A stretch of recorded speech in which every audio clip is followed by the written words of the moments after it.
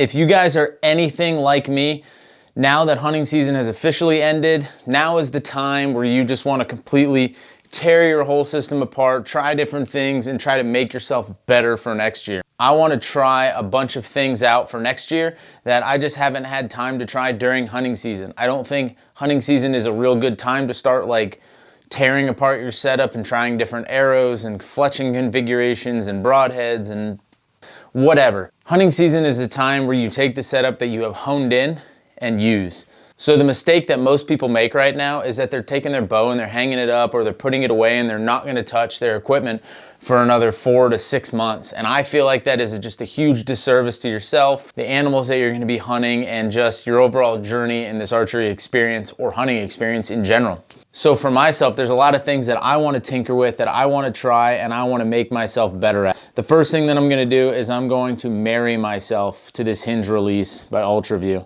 I got this last year. I started shooting it up until hunting season and I liked it. And now that the hunting season has kind of dwindled down, I've been shooting it a lot more. I'm going to shoot this for the next 4 to 6 months religiously to try to help myself get better and make better shots. The other thing I'm going to do is I'm actually switching releases, my thumb button release, my hunting release. I don't know if I'm going to keep this yet, but I bought this Scott Sigma and I'm hoping that the fit, finish, and just the overall feel of these two releases is a lot better. The other thing that I'm doing, at least right now, this was my hunting arrow last year. It was a Sirius Apollo. It is a 5mm or 204. This arrow is 300 spine, 200 grains up front with broadhead, 4 Fletch configuration in the back with a wrap. And I'm actually going to link that video up above. This is how I built this arrow, why I built this arrow, and everything that it came out to be.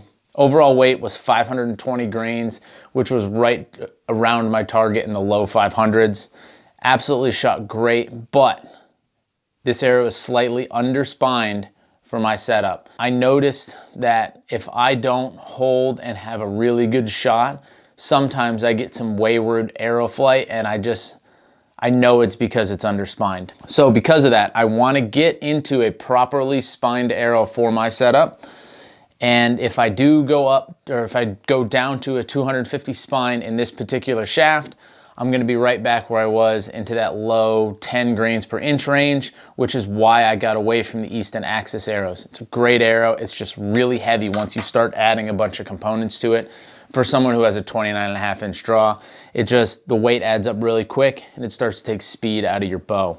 Sirius Archery Products has a 4mm. This is the Sirius Orion. This is actually 250 spine, so this is spined correctly off of their spine chart for what I want to shoot, with 200 grains of point weight with insert, and this comes out to be 9.03 grains per inch for the carbon, where this was 9.4. So I'm actually losing weight, getting a stiffer arrow, properly spined arrow, and hopefully some better performance. So this is not the only 4mm arrow that I'm going to try in this off season. I'm going to get some Victory arrows, some Eastons, some gold tips. I'm going to try them all.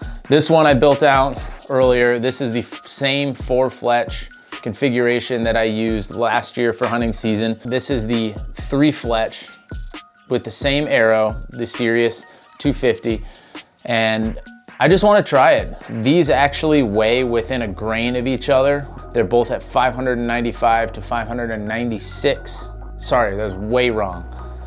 These actually weigh the same in the 3 Fletch AAE Max Stealth Vane versus a 4 Fletch Boning Heat Vane. I am not particular to a specific vane configuration, vane type, vane style, and I want to know and I want to try them all and figure out what shoots best for myself with my setup. Let me know what you're shooting with your setup. Drop a comment down below and let me know. If you think the 4 Fletch is the way to go, hit that like button. That's what I'm doing this off season, and that's the #1 thing I'm going to get into right now is different shafts, different vanes, and trying to tinker from there. We're gonna shoot a few groups and see how these group together.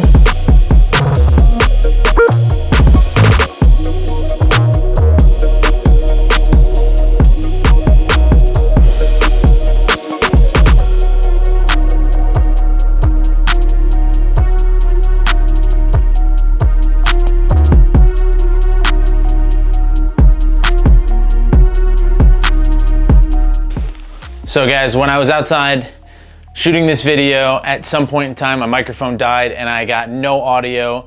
While I was out shooting, I was talking and I was just talking to myself, which isn't really, honestly, out of the normal. Between the 3 and the 4 Fletch, I really didn't notice much of a difference. They weighed the same, it's the same shaft.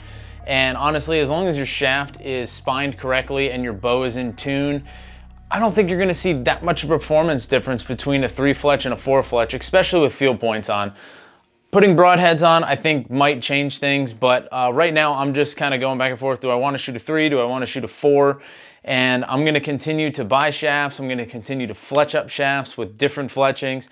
I don't think it really matters too much. I think it's more preference than it is pure performance. So if you guys found this at least a little bit helpful, hit that like button down below. I'm Jeff Cordero, and we'll check you out in the next video, guys.